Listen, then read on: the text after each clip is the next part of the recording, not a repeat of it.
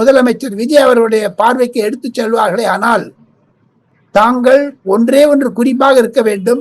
இன்னமும் தங்களுடைய அரசாங்கத்தில் 90% டிஎம்கே ஆட்கள் இருக்கிறார்கள். அவர்கள் எல்லாம் களை எறிந்து தர வேண்டும். You must get rid of them.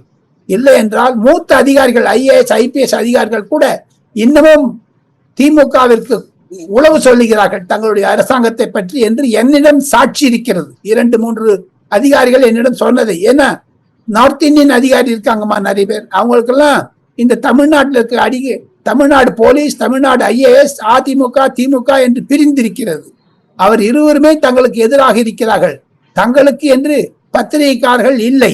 தங்களுக்கு என்று இருக்கக்கூடிய பத்திரிகைகளுடைய அதிலையும் திமுக ஆதிக்கம் போதாத வரைக்கும் அந்த பெண் நிறுவனத்தினுடைய ஆதிக்கம் இன்னும் இருக்கிறது. இன்னமும் சிலர் உளறிக்கொண்டு இருக்கிறார்கள். தமிழக தொலைக்காட்சிகளில் நெறியாளர்கள், விவாதத்தில் பங்கேற்பவர்கள் எல்லாம் திமுக போர்வையில் இருந்து திமுகவை ஆதரிப்பது மாதிரி பொதுமக்களிடையே ஒரு கிளர்ச்சியை உண்டாக்குகிறார்கள். இன்று பாருங்க, இந்த சாலை திருவள்ளூர்ல சாலை போக்குவரத்து தண்ணீர் கலக்கலன்னு விட்டு அதை பெருசா போடுறாங்க. ஒரு டிசென்ஷன்ஸ், அதாவது எதிர்ப்பை காண்பிக்க வேண்டும் என்று